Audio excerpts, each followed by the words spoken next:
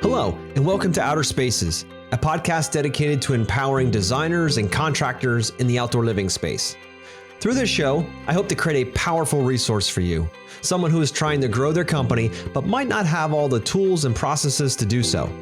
On Outer Spaces, we're passionate about breaking the chains of small mindsets and helping contractors just like you take control of their businesses and their lives. My name is Joshua Gillow, and through my 25 years of dirt under the nails experience, I look forward to sharing tips, strategies, and other contractor success stories here on the Outer Spaces podcast. Now, let's get on with the show.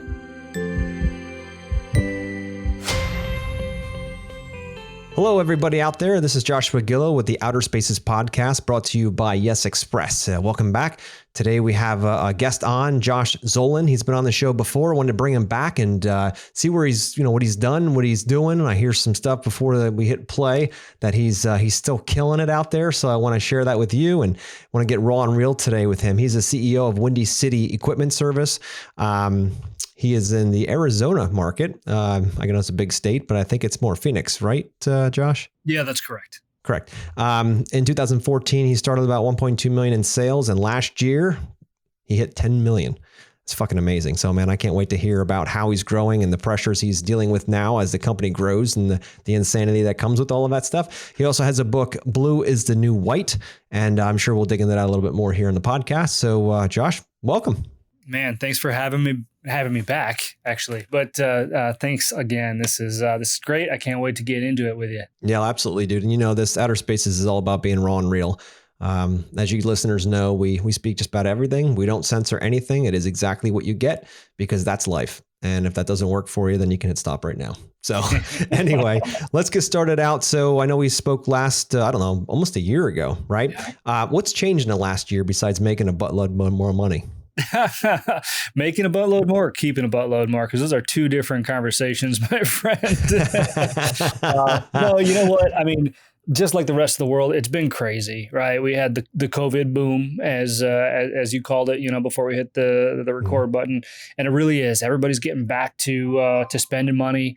And, it's just crazy. We cannot keep up with the demand. I tell everybody, listen, I could have 20 more techs and I would still be short-staffed right now, on top of everything else that we're seeing with, the great resignation and all of this stuff. I don't know what you're seeing out there, Josh, with your industry, but I know with mine, it is getting harder and harder to land good talent and keep good talent.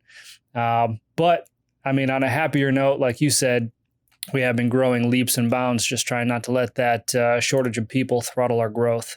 I love that. And what are you doing to find the efficiencies within your crews and things like that? Because I know if you're not hiring people and you're growing by a big chunk, how are you doing it? How are you doing it with what you have, or how are you doing it? Yeah, there's a couple of different answers there. So the first one I would give is, really shoring up our systems and processes, which is an absolute must, when you're in growth mode. I don't care if, I don't care what the economy is like. You always have to continue to refine your systems and processes. And it will continue to be a challenge as well, because I like to say that you're trying to build an airplane mid-flight, right? That's really what it feels like a lot of times. So that's the first thing I would say is always keep refining those systems. If you can save 5 seconds, 10 seconds, 1 minute, 1 click, 3 clicks, whatever it is that you're doing, get those efficiencies where you can, because they will add up, especially as you get bigger. The second thing is you make your efficiencies when you hire. And what I mean by that is if you're hiring the right people, then you will become more efficient. You will be able to take on more than you would otherwise. And really that boils down to, hiring people that want to work, that aren't lazy, and that you can rely on. There's a couple of different types of people I've found, in my industry specifically. And there's a good barometer in my industry, being in the HVAC space in Phoenix, right? When it gets 120 degrees out, summertime, everybody's back is against the wall. I mean, we have to dig our heels in and we have to just go. I mean, sometimes working 18 hours a day, just going. That's the industry. That's what it is. and so we weed people out pretty quick who can't make the cut. And I try to be respectful, and I try to be, accommodating, and I try to take into consideration the coming generations and stuff like that. But there also has to be an element of responsibility there with regard to work ethic. And if you have the right type of people that are willing to put in the right kind of work and the right amount of hours, then, you can weather the storm through this shortage that we're seeing. Otherwise, it's going to be pretty damn difficult. No doubt, dude. No doubt. Have you, how have you been holding on to existing talent when they see like, oh, maybe I can go somewhere else and make more money, or they're just kind of like, I'm getting burned out of working like, in 120-degree weather when everyone else is inside nice and cool. Like, how do you keep them entertained? Because I know in our industry, and we're not that different. That's why you're here. You're not like you're selling Botox or something. Like, this is totally different. Not totally different than our industry. You're just, doing different things with different equipment, but still the same idea. You still are a service industry. You're still providing a service to customers. So how do you keep it around and keep them entertained? And how do you keep that culture tight so that people keep coming back? That's a tough question to answer. And honestly, over the last couple of years, I've had to take a good look in the mirror and ask myself just that. And really what it boils down to, and admittedly, I learned this a little bit late because when this whole market shift started to happen and, the wages started to rise, everybody out there that's listening knows what I'm talking about, right? We were hit with, hey, so-and-so's offering me more money, and listen, sometimes it's 50 cents more, which is easier to deal with. Sometimes it's $6, $7 an hour more, which is a whole nother story, right? And there's a balance there because usually if somebody comes to me and says, hey, I'm being offered $6 an hour more, my answer is, well, you're not worth that. So you better take it because I'm not going to give it to you. If you were worth that, I would be paying you that. That's kind of my style. But there is a balance there. If someone's offering a couple bucks, then yeah, I mean, that employee has to give it serious consideration, especially with inflation and everything else that we're seeing. But I will say, because my knee-jerk reaction was to give it to them. And I think that I speak for a lot of people when I say that, because we are growing. Just like all the other industries in our sector are growing, right? And the more people we lose, the more that it throttles that growth. So we want to do everything we can to mitigate that.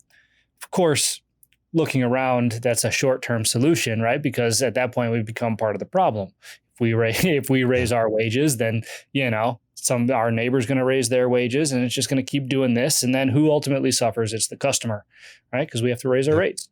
So, sorry, that was a long way of saying that what I've learned is as long as it's reasonable within a couple of bucks, the biggest thing that I've done is, and I've done this a couple times now, is have a very serious, transparent conversation with the employee that's considering leaving and talk about exactly why they're leaving without money in the equation.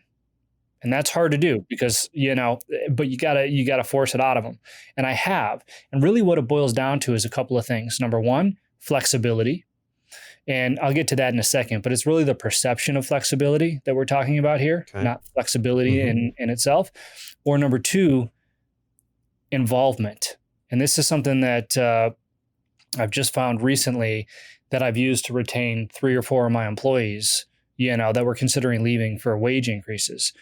But what's happening right now is that and I'm speaking for my company in particular, but we're growing so quickly that from a leadership perspective, everybody knows what's going on. But from a frontline perspective, it's a little chaotic, right? People look around, they see structural changes. Like I said before, structural procedures, processes, systems, all this stuff is changing, and they're getting this feeling like, oh my gosh, we're going corporate. There's so many changes in such a short amount of time. What's going on? It boils down to the fear of the unknown, right? Because oftentimes the leadership conversations don't cascade across the entire company. We know what we're doing from a growth perspective, and we just expect everybody to fall in line, right? When the reality is they need to know, otherwise they're going to fear it. And so having these conversations and getting them involved, the technicians, the lead technicians, empowering them a little bit more to say, hey, listen, I know it feels crazy out there right now, but We did this because this was happening. We did that because this was happening. What I need from you is to help get your team on board. Like if I'm talking to a lead technician, right? We need you to get your team on board, make them part of that solution. And that seems to carry a lot of weight with people. Then they really want to be part of the growth instead of subject to it, if that makes sense. 100%. Yeah. I mean, I think about, team members and employees. And if I were in their shoes, the number one question I'd be asking as a company's growing and I'm still staying at the same wage and the same responsibility, or have received more responsibility for the same wage, is what's in it for me? I mean, it's great that Josh is, that they cleared 10 million last year. That's amazing. That's fantastic. He can take that to his, big treasure chest and put it in there, but I'm still making $18 an hour and I'm strapped for bills. I'm going paycheck to paycheck. So why the hell am I sticking around here when I have an opportunity to go to $22 an hour? That would give me a little bit more wiggle room in the week. And, and Josh can find somebody else to do this stuff. So I know deep down that the team members are asking themselves, what's in it for me? Growth is great, but it means more responsibility and same money or slightly more.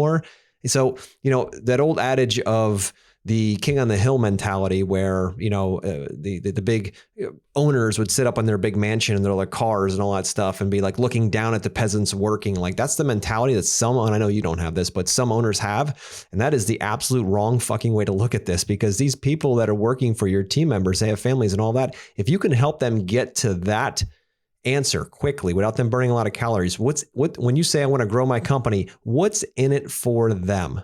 And it doesn't always have to be money. Your point about flexibility is it they could work remotely? Is it that, depending on your industry, of course, could you work remotely? Could there be a bonus system in place? Could there be a profit sharing system in place so that everybody wins on the way up? And here's if I could interject a little bit on that flexibility piece. Please. Here's the thing. When I said that there's a perception of flexibility, right? So I don't know if you know this, but ADP, right, the largest payroll provider in the world, right? I think one in 5 people in the world is paid by ADP or something like that. 33 million people in the United States paid by ADP. So they put out a survey, right? And this survey asked, well, what is the biggest reason why somebody would stay at their current employer? And they picked one word. They did that word cloud thing, whatever. The word that appeared most often was flexibility. So, which I thought was interesting, especially, considering the source. If this was done by, somebody else or a smaller payroll company, probably wouldn't give it as much of a look. But because it was ADP, I definitely had to. So the flexibility, here's the thing, is that you're doing this most likely in this economic climate for your employees anyway. Right? If they have a doctor's appointment, no problem. You can go home early. If they have, they got to pick up their kids from school, not a problem. Okay, you can come in late, or drop their kids off in school. Whatever, whatever it is, you provide this flexibility. But how often do you actually say it? And is there a structure around it? Because the statistics show that if you just say, all right, listen, we're a flexible employer. We're going to give you 3 hours a month. Just call it 3 hours a month. In reality, you'll probably do that a lot more. You just don't label it. But we're going to give you 3 hours a month to flex your schedule however you want. It's not PTO. Yep. It's not anything like that. You don't have to pay for it. You just do whatever you've been doing, and now you just call it something and you have a bank. So at the end of the day, it does two things. Number one, you end up ahead because you create a structure around it. And then number two, it gives this perception of flexibility, which the employee appreciates beyond all reason. 100%, dude. And absolutely, because everyone lives crazy lives, right? They have families, friends, whatever, depending on what cycle of life they're in. And, I've seen many companies successfully do 4-day work weeks, 4-10s, right? And that gives people 3 days off on the weekend. And if they get a rain day, they shift it to the middle of the week or something to that effect, where they can actually have a personal life. Really what kills team members is when you just be constantly barraged with exhausting day after exhausting day. And then they bring it home to their family, and then their family life sucks and they have no way to get away from the pressure and stress. And then they go to alcohol and drugs and all that kind of stuff. So to make sure they have that. And even I've done this recently where, I see my team working their ass off. I mean, they are working like crazy right now.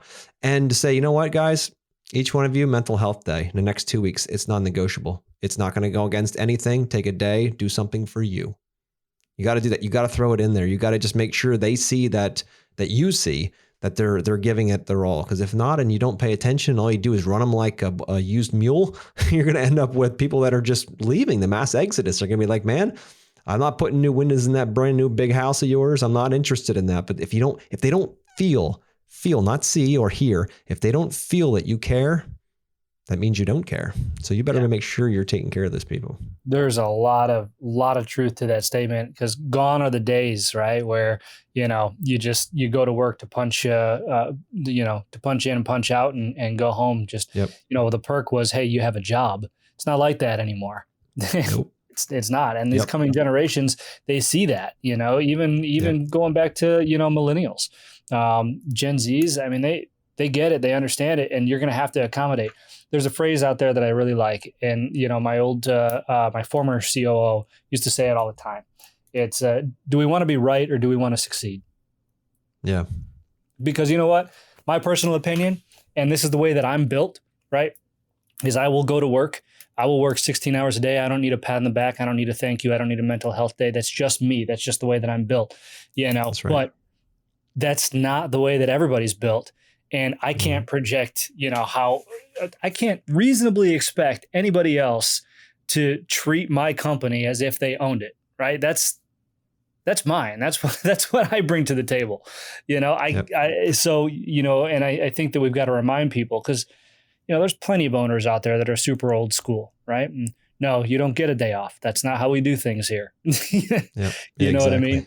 But to your point, those are the companies that are going to start losing people to the companies that do those things. Yep. You don't need foosball tables and all that kind of crap in the break room so everybody can have some fun. You don't need all that kind of stuff. You just need to care.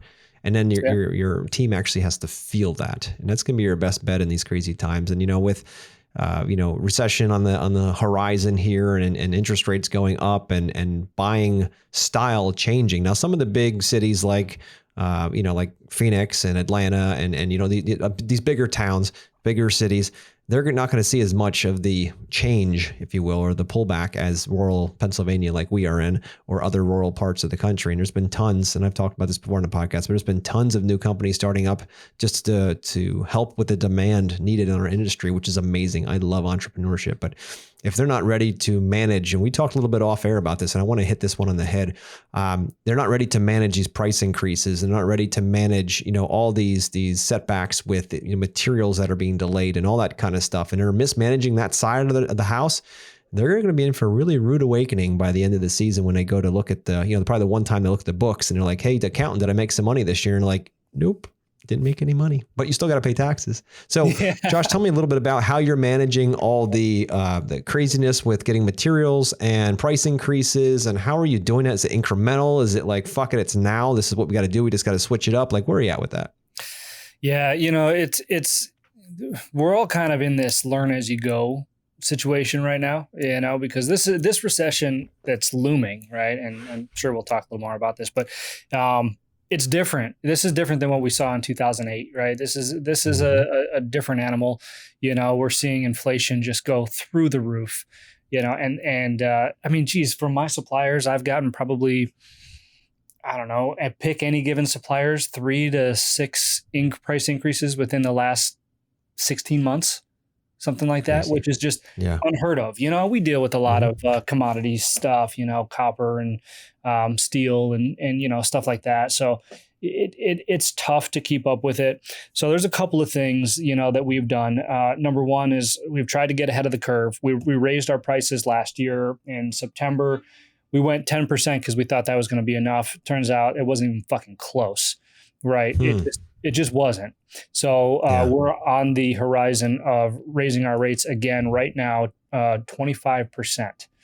And it's a necessity. But here's the thing, and here's the silver lining, which is something that I'll try to find in any given situation, is that right now, as it sits, more people than ever will understand if you have to raise prices. You are not doing 100%. Your company or your customers any favors by keeping your prices the same. You will not undercut your competition the way that you think you will, because it will put you out of business. And I'm telling you that right now with what we're seeing, so we've gotten ahead of that.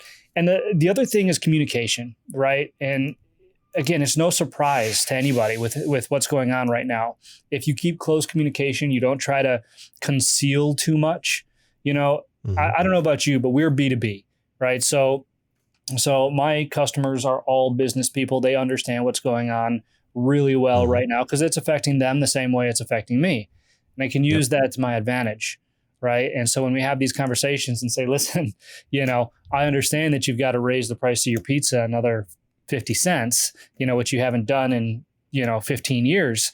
But now you understand why I have to raise my prices, the way that I do, because you're experiencing the same exact thing, and then having a little bit of foresight, right? Because that's kind of what we're learning right now. We're trying to figure it out through this whole inflation game that we're playing.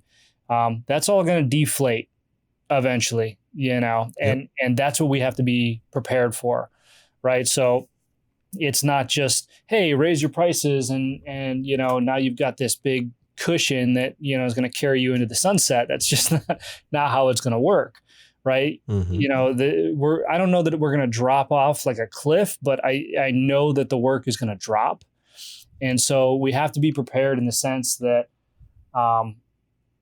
we have to be mindful, right? We have to get back to our frugal ways. I use the analogy with my team that we've got to get back to our bootstraps, right? We started this company out of a garage. Every single day, we looked hard at what went out and what came in. And I don't care if you're a $100,000 a year company or a $10 million a year company or a $100 million a year company, you've got to look at it the same way in the coming months because it's going to make all the difference in the world. You've got to make sure that your collections are on point. You got to make sure that your invoicing is on point, get that cash flow right, and then you've got to scrutinize everything. We have a ton of purchases. I mean, our expenses are probably in the neighborhood of $750,000 a month, something like that, and so you've got to go through these invoices because I'll tell you right now, there's shipping errors, there's price errors, there's duplicates, there's, we should have got a credit for this, we should have got a credit for that.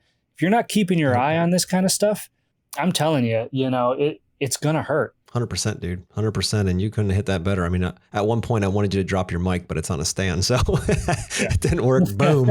Oh man. I just want to kind of or peel that onion back and just go layer by layer. So we go back to raising prices, right? So I know so many that don't want to do that. And I know a lot have. So if you're listening, you have, and you're rolling your eyes, I get it. But there are still many that call me on a daily basis asking me what's going on. What should I do? And I'm like, you need to raise your prices up. You can't keep riding like you did 2 years ago or 3 years ago. It doesn't work that way. But I'm afraid to go to them and ask for more money, or I'm afraid that I'm going to price myself out of my market. And I'm thinking like, wait a minute here. What, do you even know your numbers? Do you even know what your break even is? Do you even know what you should be charging? Do you know what margin you should be charging? What your overhead looks like all of those things. And most don't. Let's face it. When I started in this industry, I didn't know that shit. When I started in this industry, I was like, oh, sweet. I can make big bank quick. I got to sweat a little bit, but I got lots of energy. So let's go do this. And then it eventually became a business. And when it became a business and there's an overhead structure and a profit and loss statement and a balance sheet and statement of cash flows and all this kind of stuff, you're like, I had to learn all that stuff too. And then it's like, all right, wait a minute here. So there's like a language behind all this. And so if I figured out my overhead, then I can charge it back to my client per hour or per job or however you're structuring it. And then all of a sudden I can actually put a profit margin, and then I've got to put my pay in there too. So that, cause I'm a quote unquote employee to the company, cause I provide an asset to the company and I would have to pay for that otherwise. So that all has to go in there. And then the business has to make between 5 and 15% minimum. What? How am I going to do that? I'm not a mathematician. I'm a landscaper. You know what I mean? So I didn't go to school for this shit. So now it's the thing is, that's really cool, Josh, is that when I started 25 years ago, this stuff didn't exist, this software, that kind of stuff. Now it does. There's plenty of opportunity for you to know what your numbers are. There's plenty of opportunities for you to understand a sales cycle, understand how to run books, how to now to hire a bookkeeper and accountant and people like that you can not necessarily need them in-house depending on the scale of your company, but that you can have access to, that you can have conversations with. I have a CFO for one of my companies, and every month we meet and go through every one of them. He has an entire spreadsheet. He's telling me how we're doing, how we're looking through. And I can say, okay, cool. We should invest here. We need to stop this. We need to look at this. We need to check this out. He's constantly watching the stuff that, to be quite honest with you, I don't care about in a way that I want to look at every day. I am passionate about growing the company, and he's passionate about making sure we continue to grow. So having that person on my team really helps out a lot. And he had said something, and I wanted to bring this up because we're talking about recession and things changing. And I was talking about pockets and markets that probably won't get bounced too hard, but others will.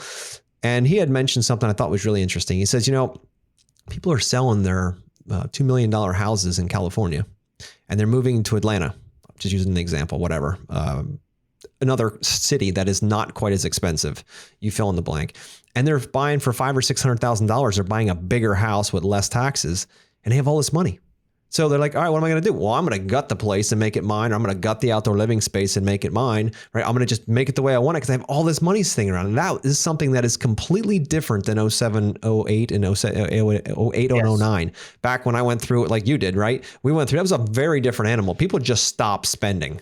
It was a complete shut the valve off kind of experience, where this is going to be different. But what you don't want to do is just shut your eyes, put your head in the sand and think, okay, well, I'm going to be just fine. I have been for 2 or 3 years. And then wake up one day and you ain't got nothing. You're in the red and you're, selling things just to make bills. So what are your thoughts right now on how, and I know you're growing a company and all that kind of stuff. How are you managing your mindset as you grow? Because you did, $2 million additional in a year is pretty significant in what you're doing. So how do you keep growing? Who do you look to for guidance so that you can keep leading your team forward? Yeah, that's a really good question. I love that question. And to your point, everybody should have multiple of these people, if not on staff, then in their circle. Right. And I do a couple of things like, I can tell, you're a lifelong learner like me, and I can tell that just by talking with you and understanding your story. And so, a couple of things, I'll start on staff, right? To your point, you need somebody who can look at your books, right. And kind of give you a pro forma or a prediction for those who aren't familiar with that term of, where you're going to be in 3 months, in 6 months, in 9 months, in a year, and take all this economic bullshit into consideration, because again, to your point, most entrepreneurs are there to grow the business. Most entrepreneurs are those visionary types, and they don't like to get dirty, get in the weeds in those numbers. They have to sometimes. We have to sometimes, right? And we can, but that's not where we function best. Right. So yeah, you need somebody, and whether it's a CFO, whether it's a controller, whether it's a CPA who does fractional CFO work, somebody who is more intelligent than you when it comes to that kind of stuff, is so interested. I'm good at operations. Like I started in this business, putting in the systems, putting in the processes, putting in the procedures, stuff like that. I was lucky enough to find somebody way better than me. So I'm able to rely on them operationally right now as well. And so we've got to proceed cautiously. We've got to lean on those we trust, right? And our advisors. And then the other thing that I'll say to my lifelong learner standpoint is there are local networks out there. I'm part of a CEO group called Vistage. I don't know if you've ever heard of them, but they are fantastic, right? I've been part of that now for 2 years, joined just when COVID hit. And it was so valuable to my business, to my personal health, my mental health. I mean, because listen, I love my family, I love my wife, but she doesn't want to come home and listen to me bitch about how I just lost 3 employees in one day. And, she doesn't know what to say. And that's not her fault, right? And there's very few people that we can talk to sometimes that will understand, number one, and number two, offer suggestions, right? So, and whether, I'm not saying, you got to join a CEO group or anything like that, or an entrepreneur group, but, you should find like-minded people around you and surround yourself with those, because, if you can think creatively, that's one thing, but if you actually have a team of people that can think creatively with you and problem solve with you and really help you navigate what maybe none of you have navigated in the past, it is, I mean, it's unbelievable. I credit that really to, the growth of our business, because I don't know that I would have been able to sustain the $2 million, in 1 year at this point in this company's history. So, all very, very valuable stuff there. I love it. And one thing you said that is so true, and something that took me way too long to figure out, was to surround yourself with people a hell of a lot smarter than you. I always thought that as a business owner, I had to be the smartest guy around, because if anybody was smarter than me, they wouldn't need me anymore. Like, what am I going to do? What's my new identity, right? This is all about identity at the end of the day.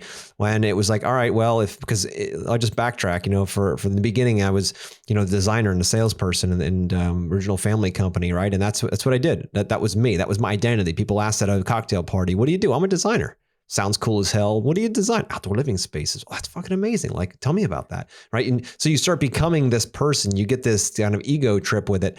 And then eventually you got to let that go when you start hiring designers and salespeople. And then you're like, all right, now what the fuck do I do tell now? people at a cocktail party? Yeah.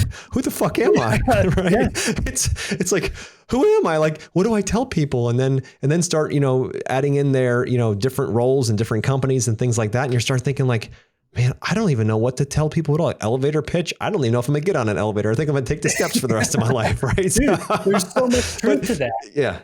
There really is. And because I struggled with that too. Like, listen, I started off, for those who know my story, I started off as the stunt guy, right? That was my thing my entire life. I was a stuntman, and then I switched gears and I became a restaurant equipment repairman. And that was me. I have a whole YouTube series of me personally fixing restaurant equipment. That got me like 11 or 12,000 followers on that YouTube channel. That was my identity. Nice. That was me. Right. And then we started bringing on the people that were smarter. Right. I've got my CFO, I've got my COO, I've got my director of relationship management, because it transitioned, right? I was the repair guy. Then I was the guy that handled the relationships. Nobody was better than me till I brought in that guy. I was the operations guy. Nobody was better than me till I brought in that guy. And then suddenly I'm taking this stuff off my plate and I'm left with, well, who the fuck am I? What is the, I look in the mirror and I'm like, okay, so if somebody were to ask me what I do at my company, what am I going to say?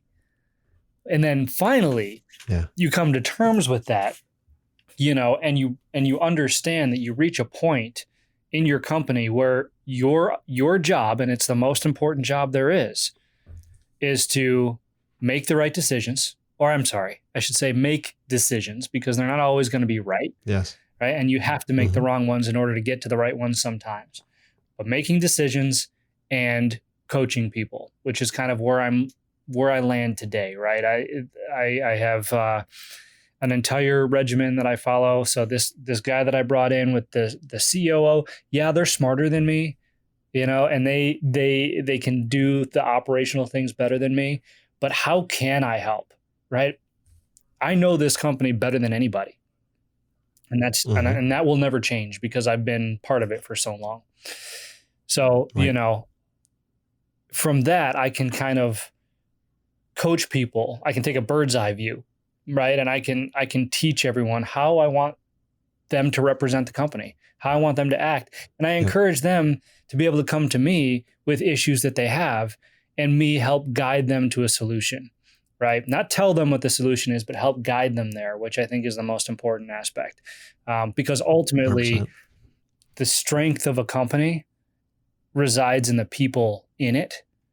And so if you can make your way to the point where your niche is to strengthen those people, then I mean you've got a self-fulfilling prophecy. I love that, dude. I love it. So true. And once I gave up, and it sounds the same for you, once we gave up those identities and said, you know what, my identity is the vision keeper of the business. I'm the one that makes sure that the vision of the business happens, and not physically doing the work, but that you're actually the one saying to the teams, owners meetings or whatever, and you're just keeping that in the back. Because in their mind, they're trying to be as efficient as possible and be as profitable as possible, but you've got to keep the heart of the business alive. And that is a whole different skill set. So I want to ask you, how do you, out in these different levels, starting at 1.2 million, going to 10 million now, how do you keep Josh growing in a way that he can become the leader at each of those levels that your team needs to keep moving up? Because I know it's not something that you're born with and you're just like, yeah, no big deal. We'll just grow it to 100 million. Like, I got that shit done. Like, I was born with that talent. Like, how do you work on that? How often do you work that? What do you do in order to keep you growing so that you can keep leading a team that's growing? Man, it's tough because you run into those glass ceilings like I was just talking about, where you don't know what your identity is. So you have to start that question all over again every time you come to a new one, right? Yep. And so, it's tough. I'll say, listen, I was the guy, I used to get to the office at 4:00 in the morning and I wouldn't leave until 8:00 at night. I mean, but then you get into this position where you are the visionary, and you still keep that schedule and you end up twiddling your thumbs, right? And you're like, wait, what the fuck am I doing? Like, so I think first and foremost, you've got to accept it, right? If you want to keep progressing and keep learning and keep motivated to move forward and to grow personally, you've got to admit that, okay, well, maybe I am a little bit lost.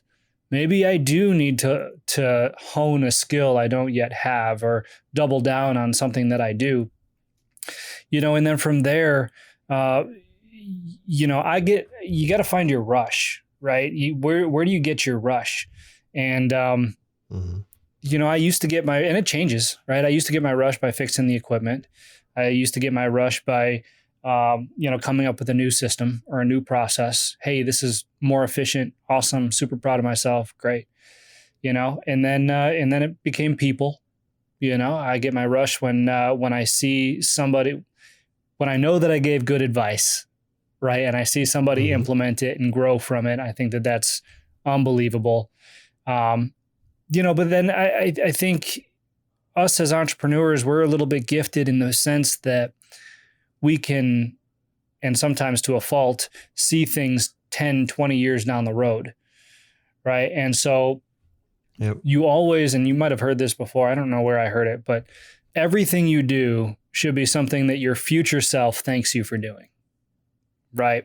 Yeah. And so whether that means reading a book on a subject that you need to learn, or, extending an olive branch to somebody who is an expert at something you want to learn, and having a conversation with them, or just literally locking yourself in a room for 12 hours and, with a whiteboard trying to figure out how to make the company better and then presenting that to your leadership team. There's a million ways to go about it, but you got to want it. I mean, at the end of the day, you've got to want it. Kind of like you said earlier, I forgot what you were talking about, but you got to care. You were talking about employees. Yeah. You've got to care. You've got to want it. I mean, so that's all I can say. Now, have you mentioned Vistage earlier as your CEO, like network that you work with? I just want to talk more about surrounding yourself with people that are further than you so that you can keep moving forward as well. And that I've found that, having mentors and coaches, I never believed in that shit until I was about 35 or so. And then when I started, training for American Ninja Warrior, my coach said, you need to compete. And I'm like, I've never competed in my life in front of people. And he's like, you need to do that. And I fucked it up big time the first few times, man. I was embarrassed out of my mind, but that's what it took to get there. Yeah. Right. But he pushed me to in a way that I never would have pushed myself. And I found now with that experience that every time I try something new, I hire a coach or a mentor in order to get me there faster. For instance, my wife and I are going to Colorado in September. She's always had it in her heart that she wants to, herd cattle on horseback in Colorado in the mountains. That's always been, she's a horseback rider since she was a little girl, and she's always wanted to do that. And it came up as an option for us, this nice ranch outside of Denver. So we booked it and we said, go. And this guy here has been on a horse probably about 6 times in my life, right? And it's usually those little plug horses that are tied together, right? So it's kind of like a hairy car, right? It's got to get on and go. But now I've said no. Now, like I want to go with her. I want to experience this with her. It's 8 hours a day in the saddle, going through the mountains and all that kind of thing to herd these cattle for different farmers and bring them in and get them out for the winter. And I'm like, I'm not going to go in there and be the weakest one. I'm not going to go in there and figure it out on the mountain. I'm all about ready, aim, or ready, fire, aim. But at this point, I'm not going to be the one where my legs fall off the first day because of 8 hours of, cinching the side of a horse with muscles I've never used. Right. So I started training. So I hired a coach. I hired a coach to teach me, and I go to the horse farm now once a week, and we learn through how to do this stuff. They teach me how to steer the horse without my hands and all this kind of stuff. It's fascinating stuff, but I don't want to go there being the weakest one. I want to go there and enjoy it. Just like business, you want to get up each day and enjoy it. Anything you want to do. So if you can hire a coach or a mentor in order to get you there faster and teach you things you would never learn just by doing it, that's the secret to it all. I mean, how has your journey been with that exact subject? Wonderful. Really, listen, I mean, when I was in my 20s, and I was still growing this company, there was nothing I couldn't do. Right. And for those listening, I'm doing air quotes right now. There's nothing that I couldn't do. And I had all the energy, none of the know-how, but I didn't need it in my mind. I would figure it out, and it got me so far. Right. But I got stuck for a few years at in the 7 millions, right? It was 7.2, 7.3, 7.5. So we still grew, but not at the rate that we were used to, and because before that, I mean, we went from 1.2 to 2.5 to 4 to 6. I mean, we had some serious fucking growth, right? And this glass ceiling, right, which we see in businesses all the time, and we always have to break through it. You've got two options: you break through it or you don't, and that's it. Yep. But that's when I had to look at myself and say, well, maybe I can't just figure it all out on my own, maybe, or maybe I can, but maybe it's taken too fucking long. So that's when ultimately I joined Vistage, because even though my board and my group isn't all in the same industry as me, they are all in the same position as me. And I can learn just as much from somebody in the insurance business as I can from somebody in the HVAC business, with regard to certain things. And that was one thing I was missing, right? Is I kept, self-limiting beliefs, right? I thought that, I had to stay within this box and learn, whether it's from books or whether it's from the internet or YouTube or whatever, or even people. I could only talk to these people. But really, I mean, your horizons open up if you can talk to anybody who might have the information that you need. Even the alternate perspectives are just so valuable sometimes. I mean, I've implemented strategies that are typically only in the wealth management sector in my company.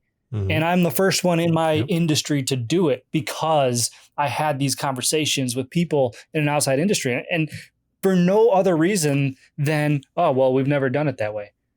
Oh, well, that's it, really. So this awesome system or process or benefit to the employees has never been in the HVAC space because no one ever did it, and that makes it right. The amount of stuff that you can learn, is unbelievable. You can't be closed-minded. You got to open that up, and you can learn anything from it. You can learn anything from anything. I mean, really. You can, dude. I love that. I love that so much. And so much of my past is exactly in that. And I didn't realize that. My wife's a chiropractor, so I'd go to her events that she would go to, and they were very mission, passion driven, very focused, very intense. So with that being the case, I, from the cornfields of Pennsylvania, was not used to that shit, right? I was a laborer. I worked on farms. This is a whole new world for me. But what I did is I went in the beginning, and it took me a little bit to get used to, because I'm like, all right, these guys are rah, rah. They're always hugging. They're always happy. They're very successful. I'm sitting around millionaires all over me, right? They're all over the place here. And I'm like, they're doctors. They're all clean cut and all that stuff. And I'm like, I'm used to burly, farm people, you know what I mean? Working in the garden center and being out there as land. So I'm just used to just rough and tumble, men and women. So different world completely. And then I was like, wait a minute here. And I'd listen to them speak about different things and about their businesses. And in the beginning, it was tough for me to translate. That's probably the best word for it, right? They would talk about chiropractic and subluxations and all this kind of stuff. And I'm sitting here thinking doesn't really pertain to me, right? But then I stopped for a second. I said, you're missing an incredible opportunity, because business is business, dude. It's one language. It just happens to be different colors, if you will, for different industries. To your point about CEOs, you can CEO of any company, you can do pretty much that function on most companies. So point is, when I started to translate the language from these very passionate people that had huge practices, multiple countries, all this kind of stuff, and listened to their business minds and their models and started translating. When they said chiropractic, I said landscaping. I just flipped in my head. I just made a little whatever pattern interrupt. And all of a sudden I'm like, wow, why doesn't my industry do that? Why doesn't it do this? Why doesn't it treat people that way? Why doesn't this happen? Why is it so difficult to do this when they have it figured out? Right. And then I'm sitting thinking, well, I guess I'm going to be the first one. And as a lifelong learner, I'm like, let's try it and see what happens. And it worked like magic. I was like, whoa, I was the first one in my environment to actually charge for designs. I know that's new now, or not new now, but that's what it was back then 20 years ago. I was the only one in my market charging. So I had to be the one getting told no all the time, but I knew my time was worth money. And I knew that I was good at it. And I got told no a hell of a lot of times. But the point is, that was what it was. If you wanted my time, you were going to pay. And it wasn't anything more than a qualifier, right? Anyway, you can learn, to your point, you learn so much by just stopping for a second, putting a translator in your head and listening. Man, there's so much. That's why God gave us 2 ears and 1 mouth. There's so much we can learn by keeping our fucking mouth shut and our ears open. That's right. That's right. I mean, I can't put into words how unbelievable it's been since I realized that. So I mean, listen, I'm not super proud of it. It had to be this way for me to turn out the way I am. But when I was younger, man, it was the opposite, right? I opened my mouth twice as much as I listened to anybody, and it's just, you realize how much more you can learn when you don't do that. That's true. But the pain of life, of those examples that you missed, those things you missed, opportunities you missed because you ran your mouth or your ego got in the way. Like, I'm not doing it that way. I've never done it that way before. I'm going to do it the way I know it works. Is that really the best way? And if you had somebody, a coach, mentor, that would stop you and say, wait a minute, Josh, what if you tried it that way? What's the worst that could happen? Yeah. Oh, well, I did this, but that's already happening to you. So why not at least give it a shot? Next thing you know, you're doing it and you're like, that's so much better. Sometimes we can't get out of our own way. Right. So that's by having somebody else to do it. I have a life coach, business coach. I have coaches, sales. I have all kinds of coaches around me because I know that I only have so many days, hours, minutes on this earth. And I want to get as much in as I possibly can, impact and empower as many human beings as possible. Hell, I even got a chart on the wall that has every single week of my life in boxes, little itty bitty boxes. And I'm going to live till we well past 100. I've already decided that. So I'm doing everything I can to make that possible. I mean, when God calls, he calls. But at this point, my goal is to beat him right to 100. So point is that every week on Friday, I look at this chart and I mark off one more box on this chart. And I see the weeks of my life just, moving away. I know I'm not going to be here forever. So I take this as a very personal thing I do every Friday. And I think about it. I sit there and think, wait a minute. Did I do everything I wanted to do this week? Am I proud of everything we've accomplished as a team, as a person, as a human, as a husband, as a son, as a father, all of that, as a friend? Am I proud of this week? And if I'm not, what am I going to do different next week so I can be proud of it? Because you know what? Eventually, I either run out of boxes or I'm not going to be able to fill them in anymore. And am I going to live and leave this life proud and no regrets? Or am I going to wish that I tried harder, ate better, exercised more, took bigger chances, hired coaches, did experiences to learn? Or am I going to sit there on my deathbed and look out and be like, you know what? I wish I would have done that. I will never live that life, Josh. And I know you won't either. We're going to give it everything we got because you know what? One day your number is going to be pulled. And when it is, I want to go down swinging. I want to go down, man. Like this was the best fucking ride we could have ever had. I want to go 12 rounds with that motherfucker. Let's go. Let's go. Exactly. Like, come on, dude. You're gonna drag me into that thing or whatever. Wherever we go next, you're gonna drag me in because I'm gonna be clawing my way back out. Well, you're absolutely right. And it's another way of saying kind of what I said earlier is, are you doing today what your future self is going to thank you for tomorrow? Exactly. And if you constantly do that, if you can keep that in the front of your mind, then you'll be fine. But if you can't, you got to adjust. You've got to realign. 100%. And you mentioned something earlier that is super critical. You mentioned about being in a, I don't know the word you use. I forget. I'm sorry for that, but being in a flow state. Like when you talked about installation, when you were just in it, because I forget the word you used, but it was like you were just in it and ready, like you were just loving it, right? Yeah. And this concept of flow state. So that's one of the fastest ways you get to your why. And that's such an important piece of all of this, right? Is to figure out why. If you can define that why, it makes every decision so much easier. But you find that by finding out where you're in flow state, like where, that's what I say. So when you're doing something, say for instance, in a podcast now, I haven't even looked at the clock and I'm like, holy shit, it's 48 minutes in. And I just love talking to people, right? So with that being the case, I'm like, I'm in flow state right now, which means I'm doing the right thing. My why is to talk to people and to share the conversation right now, right? And to impact and empower people. So if that's it, let's just fill my life with tons of that. Make sure every role I have in every company or every relationship is more of that. And if I hate doing this kind of stuff, let's find somebody who loves it, where this lights them up and put them in that spot. And the next thing you know, they're lit up and you don't have to do it, right? So there's a lot to be said about that. And to your point, you and I are very similar. I can already tell, but talking to people does the same thing to me. Right. And I don't notice it all the time because sometimes I'm stuck in my office staring at a computer screen all day. Sometimes I'm out in the field, the life, who knows what you get. But it's the days like Tuesdays, for instance. Today is my 1-to-1 day with all my direct reports. So I've got a meeting from 8 to 9, from 9:30 to 10:30, from 11 to 12. I squeezed you in at 1, right? And then from 2 to 3. And those are my meetings. But today I will go home and I will be able to think clearly. I'll be able to process what I learned easily. I'll be able to feel accomplished, and really just understand my why, right? My sense of purpose. It's always on the days that I have the most conversations.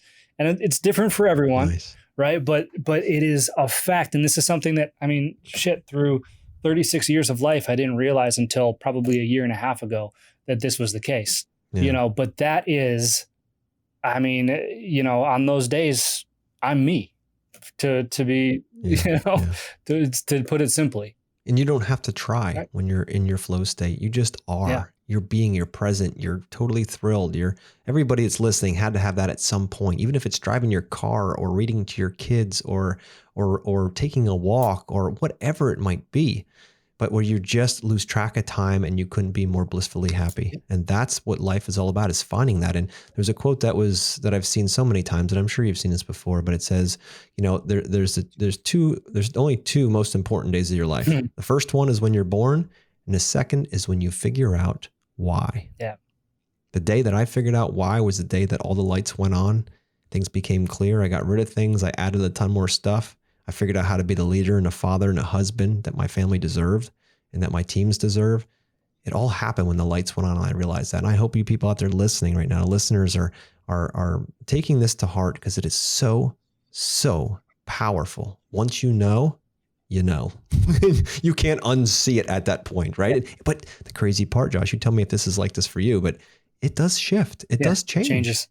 Have you noticed that along the way? It's not like, oh, good, I got my why. Great, I can just write it on a sign, tattoo it on my ass, and I'm good to go for the rest of my life. No, because once you do a lot of that, you find there's even deeper functions and intricacies of that. And next thing you know, you're like, well, I love this, but I kind of like that even more. Yeah. And next thing you know, you're there, and then you're moving. It's a constantly moving thing. But once you realize you're capable of finding it, which every human out there is, man, this is a life changer. Absolutely. And you got to be honest with yourself, right? I think that's the hardest part for some people, because you fall into this identity crisis. This is who I am. How could I not enjoy this anymore? How could I want something different? Yep. How could this other thing bring me more joy than the thing that's been bringing me joy for 10 years? That doesn't make any sense. Yep. And they resist it. And if you resist it long enough, that's a recipe for misery, and so you've got to be honest with yourself. And I think I read this somewhere. You ever read the book Ikigai? Ikigai? No. Okay. So it talks about flow state, right? And it's, I think it's like the Japanese word for joy or flow or something like that, but it's a great book. And anyway, it goes into, the blue zones. There's 5 blue zones in the world where, the most centennials live. So most people over 100 years old. And the one common denominator that they found through all this was flow state. How often are they in a state in which they enjoy being in for their life? Yeah. Those who are in that state the longest live the longest. Simple. Wow. So to your point, you want to be 100 years old? Just stay in your flow state, my man. Yeah, baby. Let's do it. I mean, starting out meditating each morning gets me started with it. And I'm like, I'm already in flow to start the day. That's the first 5 minutes being awake. And starts the entire day off that way. And throughout the day, then I write lists of things, to be honest with you, things that I don't enjoy about what I'm doing. And I find somebody who does enjoy that and I hand it to them and then they're happy and I'm happy and everybody's that's awesome. Good to go, right? That's really what it's about. Man, I could go on for days with you, Josh, and I'm sure I'll have you back on the podcast because we just keep this conversation rolling. So Josh, how can people find you if they're interested in what you've talked about and how you've scaled and all that kind of stuff? What do you have to offer our listeners? Yeah, absolutely. I'm at Josh Zolan everywhere. I've got the podcast and the book all over Instagram and LinkedIn. I do a lot on LinkedIn. Just recently got onto Twitter. Talk all about business, small business, growth, leadership, stuff like that on Twitter. blueisthenewwhite.com or WCEcommercial.com for the WCE business. But yeah, man, if all else fails, just Google my name. You'll find me. I love it. I love it, brother. Thank you for spending your very valuable time with us and, unlocking a bunch of stuff. Hopefully the listeners have grabbed a bunch of nuggets. I know I always do every podcast. I learn something new and I love it. But thank you again for coming on, Josh. Oh, likewise, man. Thank you for having me. Anytime, brother. My pleasure. So yeah, guys out there listening, it's, this business the whole business thing is not a straight line. It's constantly growing and learning. And you're going to get a lot of black eyes and broken bones. That's the nature of business. It's not for everybody. It's so much easier just to, punch a clock and let somebody else worry about it. But I have a gut feeling that if you're listening to this podcast and you own your own business, you want to prove to the world what the fuck you can do. And you want to prove that you're a badass and that you can provide for your family and that you can change the direction of generations to come based on your ability, your God-given gifts. So don't stop. Don't slow down. Every one of us out there that is pushing every single day, running our businesses, we're pushing with every ounce of might we have. We still have families. We still are, married. We still have extended families. We have all that too to manage. It's not easy, but it's worth it. I got to say, dude, it is freaking worth it. At 43 years old, I wouldn't want to be doing anything else. It's so incredible. So, our goal here on Outer Space is to impact and empower 2 million people in the next a little over 4 years. We're already well on our way to that because of the amazing contributions of all of our listeners and the sharing of the episodes and all of that stuff. And we're just trying to get this word out to help people get more information that's going to help them launch and break those generational curses so they can grow and live the life they've always dreamed of without the stress level that typically comes with owning a business. So thanks for listening, everybody. Peace out. See you next week.